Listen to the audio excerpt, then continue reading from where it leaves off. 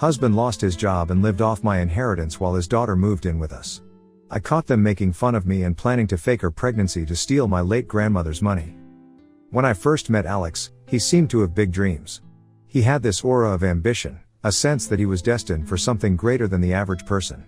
I remember thinking that he was the kind of person who wasn't afraid to take risks, to chase after something bigger than a conventional 9-to-5 job.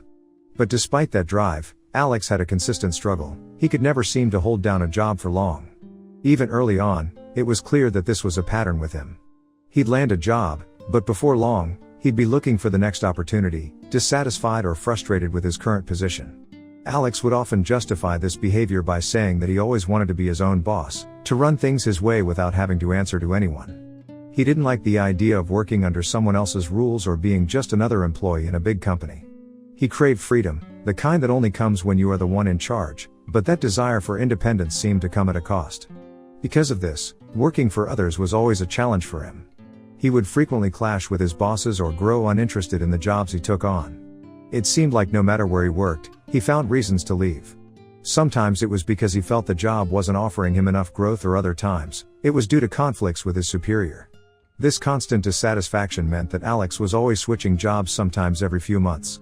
It was like he was on a never-ending search for the perfect situation, one that would align with his aspirations. At the time, I didn't see this behavior of his as a red flag. I was young too, and I figured that everyone had their own path to finding where they fit in life. I believed that Alex, with all his ambition, would eventually figure things out and settle down. When Alex and I moved in together, everything in the beginning seemed to be going smoothly. He seemed responsible when it came to money. He continued to cover his own bills, and whenever we went out, he would always insist on paying for our dates. I appreciated that about him. I never really had any complaints because, at the time, it felt like we had an equal partnership.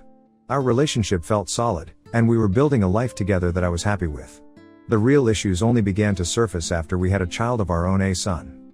That's when things started to unravel in ways I never could have predicted. One day, I stumbled across something that would change everything. It was completely by accident, but I ended up seeing his annual bank statement accidentally. I wasn't snooping, I wasn't looking for anything specific. But there it was, right in front of me, regular payments going from his account to someone, always on the same date. Confused, I confronted Alex about it, and he tried to first spin it on me and accused me of spying on him. When I firmly asked him again to be honest, he broke down and confessed that years ago, he and his then high school ex-girlfriend had gotten pregnant. But he didn't want to be a father that young, so all he ever did was send his ex child support every month, and he had never formed any relationship with his daughter, Jasmine. I was completely taken aback by this news. He continued to tell me how he had been too afraid to tell me the truth because he didn't want to lose me over this. He begged me to not leave him and reiterated just how much he loves his life with me and our son. At that moment, all I could feel was anger and betrayal. How could he say that he loved me and wanted to build a future with me, yet hide something so important out of fear? His attempts to justify the lie only made it worse, because it wasn't just about the secret itself, it was about trust. He had shattered the foundation of our relationship by keeping this huge part of his life hidden from me for so long. He had been sending money every month to support this child, and I had been completely in the dark about it. On one hand, I was relieved that he was at least taking financial responsibility for his child, because that's important. But on the other hand, I was furious, and rightfully so. It wasn't about the child support, it was about the fact that he had hidden such a huge, life-altering secret from me. This wasn't just some small omission, this was a child, another human being that existed because of him. How could he have thought it was okay to keep something like that from me?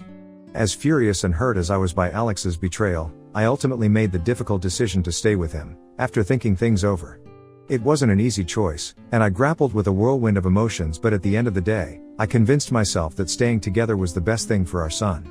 I didn't want to disrupt his life or take away the family structure that I thought was so important for his well-being. I reasoned that, despite Alex's deceit, he was still a good father to our child, and that had to count for something. Even though I was hurt, a part of me also felt for Jasmine, Alex's daughter from high school. I couldn't help but think about her growing up without her father being an active presence in her life. It felt wrong for her to be deprived of that relationship, especially since Alex was clearly making financial efforts to support her. So, despite the pain Alex's secret had caused me, I started encouraging him to try and meet his daughter. I told him that if Jasmine's biological mother was open to the idea, he should see her at least once or twice every month. I felt like it was the least he could do for her, and honestly, I felt a sense of guilt on my own part, almost as if by staying with Alex, I was somehow contributing to Jasmine not having a proper relationship with her dad. However, I made a conscious decision to keep my distance from that situation. I didn't want to insert myself into the dynamics between Alex, Jasmine, and her mother. It wasn't my place, and frankly, I didn't have the emotional bandwidth to handle it. I had my hands full with our own son, and I figured that whatever relationship Alex chose to have with Jasmine would be between them. I had envisioned maybe some visits here and there, but nothing more than that. I certainly never thought that we would one day have to live with her under the same roof. But, I guess life has a way of unfolding in ways we can't anticipate, and looking back, I can see how naive I was to think that. After Alex and I eventually got married, our lives took a sharp and unexpected turn. Jasmine's biological mother tragically passed away in an accident. It was a shock, but what blindsided me even more was how Alex handled the aftermath. Without even discussing it with me, without so much as a conversation, he decided to bring Jasmine to live with us. He just showed up at the house with her and informed me, matter-of-factly, that Jasmine had nowhere else to go and would be staying with us indefinitely. I felt completely blindsided and disrespected by this monumental decision of his. Naturally, this led to a huge argument between us. I was furious not only because he hadn't consulted me, but because I wasn't ready to take on the responsibility of raising someone else's child. Caring for your own child is one thing, but taking on another, especially under such emotionally charged circumstances, is something entirely different. I had no emotional connection to Jasmine, she was practically a stranger to me, and now I was expected to welcome her into our home, our lives, like it was no big deal. The whole situation terrified me. Alex, on the other hand, was surprisingly trying to convince me that this was somehow a good thing, that it was fate or some divine plan. He even went so far as to say that since we had always talked about wanting another child, this was God's way of gifting us one. It felt like he was using Jasmine's tragedy to justify his decision and ease his own guilt. But for me, this wasn't some blessing from above. It was an unexpected and overwhelming situation that I had never agreed to, and it felt like my whole world was being turned upside down without my consent. Over the next few days, Alex and I continued to bicker while Jasmine stayed with us. The tension between us grew so intense that I couldn't stand it anymore. The constant arguments, the feeling of being unheard, and the weight of the situation pushed me to my breaking point. I needed space to think, to breathe. So, I packed a bag for me and my son and left the house. I went to stay with a friend for a while, just to get away from the chaos and figure out what I really wanted. It was a hard decision, but I felt like I had no choice. But even while I was away, I couldn't escape the pull of my own family. While Alex repeatedly begged me to come back, my son also kept asking for his dad, and it tore at my heart. No matter how angry I was at Alex, I couldn't deny the bond they shared, and I didn't want to punish my son by keeping him away from his father. After a few days, I gave in to that pull and returned home. When I got back, Alex accepted his mistakes and told me how much he regretted not talking to me first before bringing Jasmine home. He kept trying to convince me that things wouldn't really change that much if Jasmine continued to live with us and that she was going to be completely his responsibility, so I never had to worry about her in any way. In the end, despite all my reservations and the intense arguments Alex and I had, Jasmine did end up staying with us permanently. I knew that her situation was tragic, and I couldn't deny that she needed a home, but that didn't make it any easier to accept. And it certainly didn't make living with her any easier. From the moment she moved in, things were challenging far more than I had anticipated. Jasmine was difficult in ways I wasn't prepared for. She was filled with anger, confusion, and resentment, and I became a prime target for those emotions. It felt like she blamed me for everything that had gone wrong in her life and was always very rude to me. One of the hardest things to cope with was how she constantly blamed me for her parents not being together. It didn't seem to matter to her that I hadn't even known Alex when she was born, or that her mother and Alex had dated way back in high school and had broken up. In her mind, I was somehow responsible for the fact that she grew up without her father, and no amount of reasoning or explanation could convince her otherwise. To make matters worse, she harbored a deep resentment toward the fact that my son had a mother me while she had lost hers. I understood her pain, I truly did, but it still hurt to be on the receiving end of her bitterness every day. Between my full-time job and taking care of my own son, I made every effort to be there for Jasmine as much as I could, without crossing any boundaries. I wanted to help her adjust, to feel like she was part of our family, despite the difficult circumstances. But no matter how hard I tried, Jasmine wasn't receptive. She made it clear that she didn't want me in her life. The more I tried, the more she pushed me away. Meanwhile, Alex's reaction to all of this only added to the strain. He would come home from work and act as if everything was fine in the house, like the tension between Jasmine and me was something that could just be swept under the rug and forgotten. He wasn't around enough to see the full extent of the challenges I was facing with his daughter, and when he was actually home, he seemed to want to avoid any conflict altogether. It was incredibly frustrating because it felt like I was shouldering the emotional weight of the situation all on my own. Hence, over the years, I've learned my lessons and generally keep my mouth shut around Jasmine. It's not that I've stopped caring, but I've come to realize that interfering in her life only leads to more conflict. I've had to accept that she may never see me as a mother figure, or even as someone who truly cares about her. Now, I mostly stay out of her way unless she explicitly asks for my help. I still feel the weight of her resentment, but I've learned to live with it. 2 years ago, I lost my grandmother due to old age. She had always been more than just a grandparent to me. After losing my parents at a young age, my grandparents had stepped in and raised me. They had become the central figures in my life, and my bond with them was incredibly strong. As a result, my grandmother's death hit me hard. In her will, it was found out that she had left her entire inheritance to me. I won't lie, the sum was significant, life-changing event. I had never anticipated this amount of money to just fall into my lap one day. With this inheritance, I knew that my son's future and mine was forever protected. I didn't have to worry about how we'd get by or whether I could afford to send him to college. For the first time in a long while, I felt like everything would be okay, financially speaking. However, the moment Alex found out about the inheritance, I noticed a shift in his attitude. He made it a point to dig around and ask a lot of questions: how much I'd received, where I planned on keeping the money, and what I intended to do with it. At first, I didn't think much of it. I gave him only vague answers, telling him that I'd use the money as a retirement fund for myself and as a college fund for my son. I didn't go into too much detail because I didn't think I needed to. In my mind, this money was only for my child's future. But Alex clearly had other thoughts. A few days later, he told me that he had been thinking things over, and he felt that it was unfair that I had the financial means to send our son to college, but Jasmine wouldn't have the same opportunity. He made it into a big deal, trying to frame it as if I was somehow morally obligated to pay for Jasmine's college education too, just because I now had the money to do so. I was stunned. Jasmine had never treated me as a mother figure, and Alex himself had never truly positioned me as a co-parent in her life. I had always been more of a glorified caretaker in their eyes, there to provide stability in the household, but never seen as someone with any real authority or influence over Jasmine's upbringing. So, I refused outright. I told Alex that I wasn't going to pay for Jasmine's college. How could he expect me to take on that responsibility when neither he nor Jasmine had ever acknowledged me as her parent in any meaningful way? Why should I fund her future when, all this time, they had kept me at arm's length? Both Alex and Jasmine tried to guilt-trip me, throwing around accusations like I was being a cruel person for not giving them some of my money, but I stood my ground. It wasn't my responsibility, and I wasn't going to let them manipulate me into thinking otherwise. Then, not long after this confrontation, things took another downturn in our lives.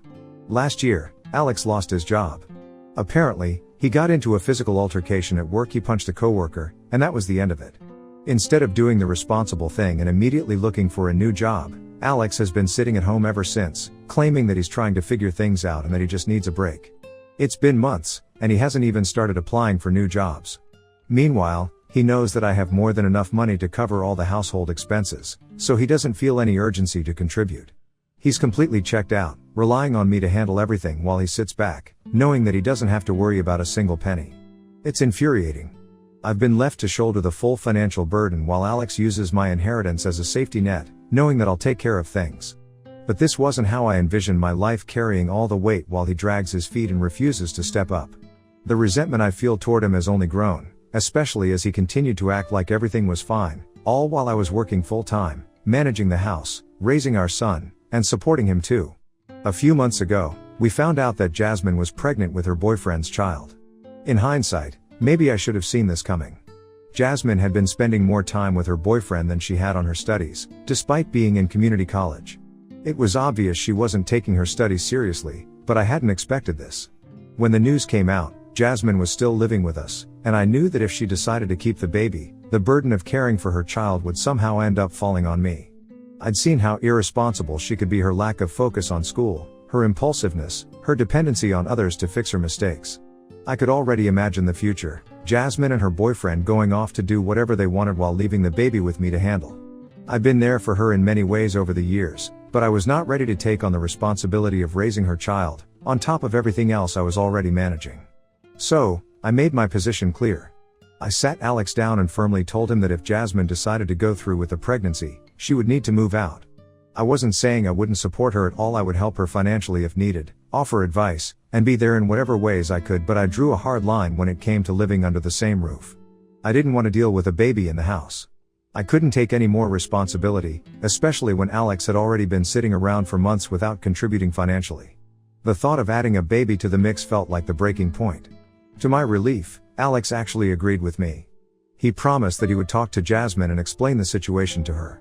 I wasn't sure how that conversation would go, but I was grateful that, for once, he seemed to understand where I was coming from.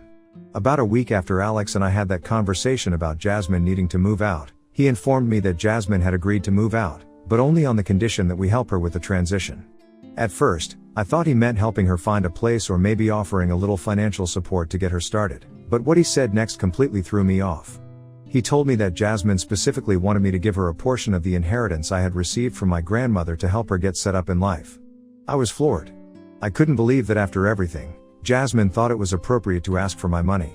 It got worse when Alex explained that Jasmine's boyfriend had bailed on her completely and didn't want anything to do with the baby. Now, this was something that I didn't know, but I wasn't surprised since the guy did seem like a tool. She was about to become a single mom, and the weight of that reality hit me hard.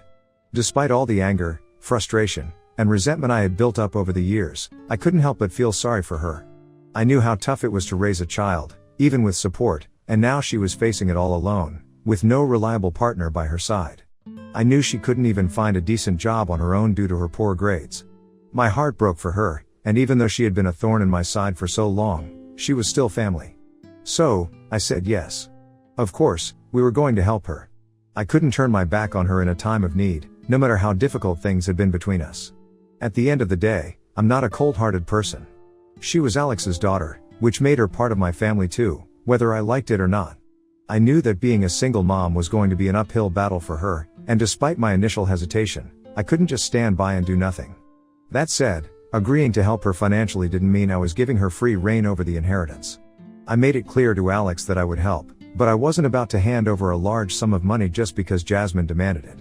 We needed to set boundaries and expectations for how this would work. I wasn't going to let her take advantage of the situation, and I wasn't going to compromise my son's future just to appease her. Alex agreed with me and seemed relieved that I had said I would help his daughter financially.